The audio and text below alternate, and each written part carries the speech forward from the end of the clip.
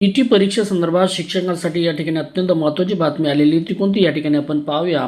T परीक्षेचा निर्णय एकटे शिक्षण मंत्री दादासाहेब भुसे घेणार नाहीत. मग कोण घेणार?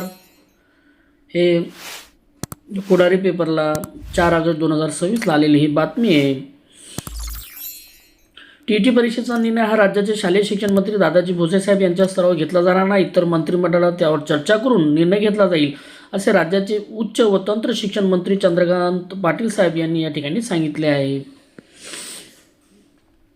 महाराष्ट्र राज्य परीक्षा परिषदेतर्फे घेतल्या जाणाऱ्या टी परीक्षेचा पेपर फुटल्यानंतर तो पुन्हा केव्हा घेतला जाणार याबाबत अद्याप अधिकृत माहिती प्रसिद्ध करण्यात आली नाही.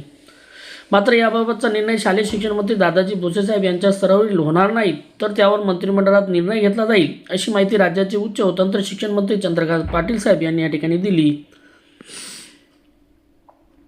टी परीक्षा रद्द झाल्यामुळे शिक्षक चिंतेत आहेत. परीक्षा ऑफलाईन घेतले जाणार आहे की ऑनलाईन घेतले जाणार आहे याबद्दल महाराष्ट्र राज्य परीक्षा परिषदेतर्फे अद्याप अधिकृतपणे घोषणा झालेली नाही.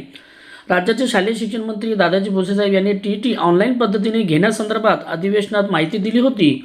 बघा, माननीय शिक्षण मंत्री दादाजी भुसे साहेब यांनी टी ऑनलाईन पद्धतीने होणार अशी या ठिकाणी अधिवेशनात घोषणा दिली होती. मात्र ऑनलाईन परीक्षा घेण्याबाबत शिक्षण विभागाकडून चाचणी केली जात आहे. मात्र टी परीक्षा ही 9 भाषांमध्ये घेतली जाते.